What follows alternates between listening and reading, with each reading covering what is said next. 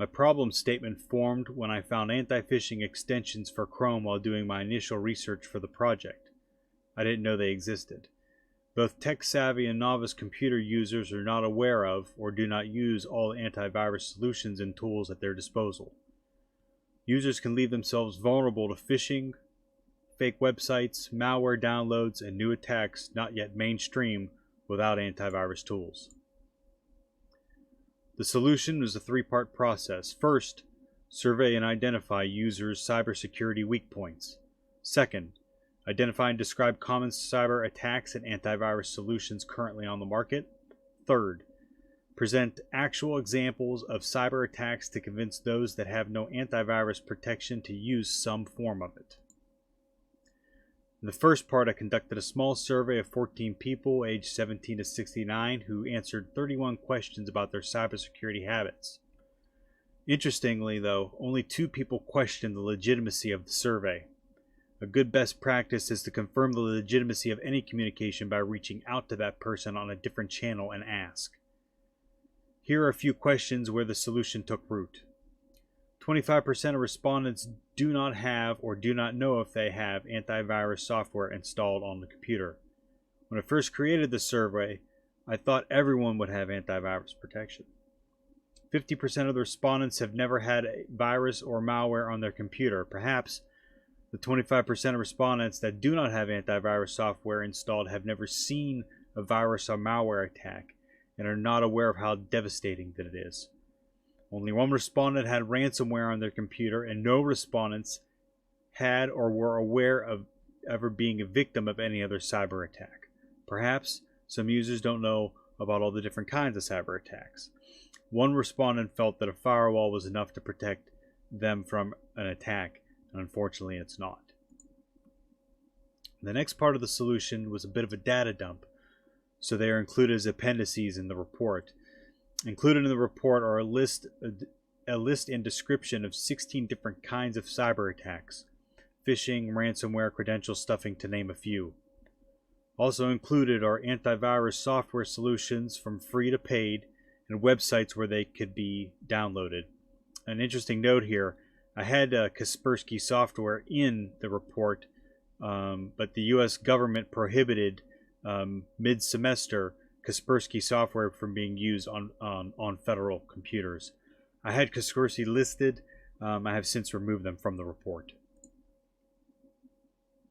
The next few examples are meant to inform users about how devastating cyber attacks can be and to convince users without antivirus software to use it. In this ransomware attack example,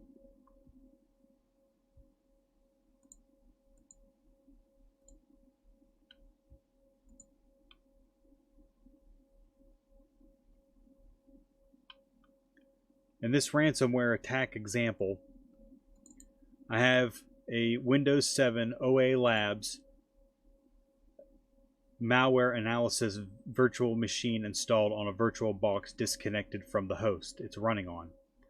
I have a few files up so I can show you what happens to them after the ransomware runs. So this is, say, a document with all my passwords. This is just a regular text document. And these are a few documents that are on the desktop also. Then we'll close them down. The malware is actually running right now. Right there. Give it a minute.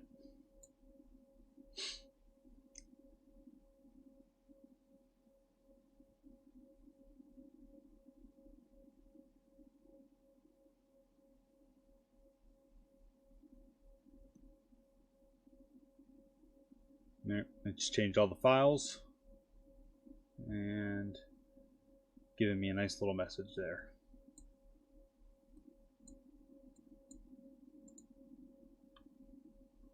As you can see, all the files are encrypted now,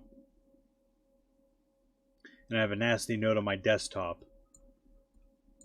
Your files are under strong protection. Further steps, read this decrypt text file located in every encrypted folder. We bounce over to the folder real quick.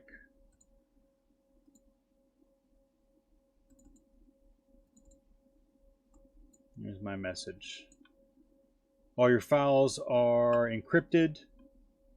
The only method of recovering the files is through a private key. The server with your key is on the private network, closed network called Tor, and instructions here and a link to yet another unsecure website, which I'm not going to go to. There's no guarantee that even if you download the key, you pay the ransom and get the key, that it will decrypt your files. Some do and some don't. So this is an example of website spoofing. This is a Facebook spoofing, which means website spoofing is creating a website with the intention of misleading its readers. The real Facebook is here on the left, and the cloned is on the right. This was accomplished by copying the HTML source, pasting it, copying, you just right-click on the website, click View Source, and it'll bring up the source code for the entire site. You select all, copy it, you paste it into an editor, save it whatever you want, and then open it locally. And that's what this line right here is: the file F, and then the where it's located on my drive. They're almost identical. I couldn't find the code to ghost the font here, as it is over on the real Facebook page.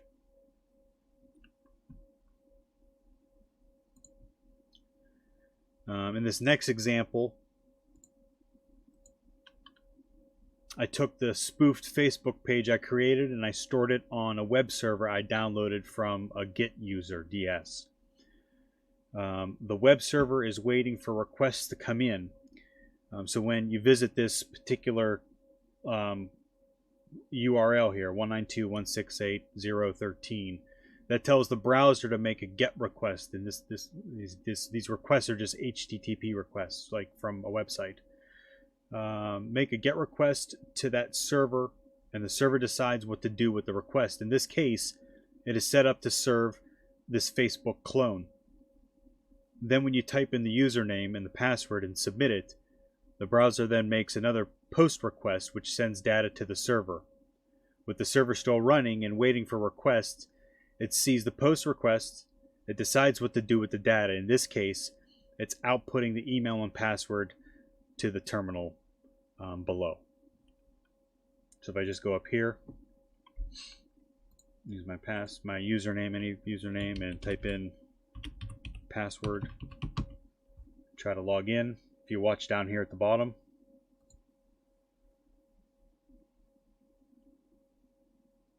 now I put in a wrong username and password, that's why it didn't go. But if we were on, say, a live Chrome page, it would have logged me in if I'd have used my real password, and my password would have been stolen, and I wouldn't have been wiser. This seems like a specific example, since you have to be on a specific web server. However, if this web server were spun up on a spoofed free Wi-Fi network at, say, Starbucks, directing Facebook traffic to this URL would involve a little bit more coding, but it is possible. The goal of this project was to solve the problem of people not utilizing antivirus tools available to them. About a quarter of respondents from my survey did not have any type of antivirus protection.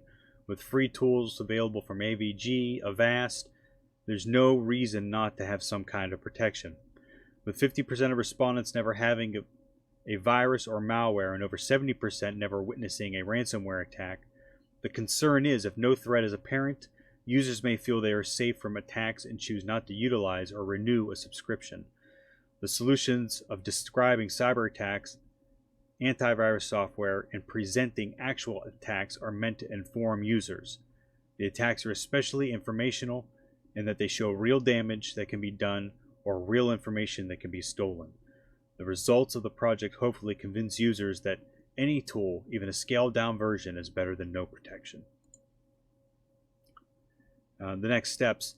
The people that I've shown the attacks to have been genuinely concerned and either glad that they had antivirus protection or asked questions and took notes on what antivirus tools they should be using.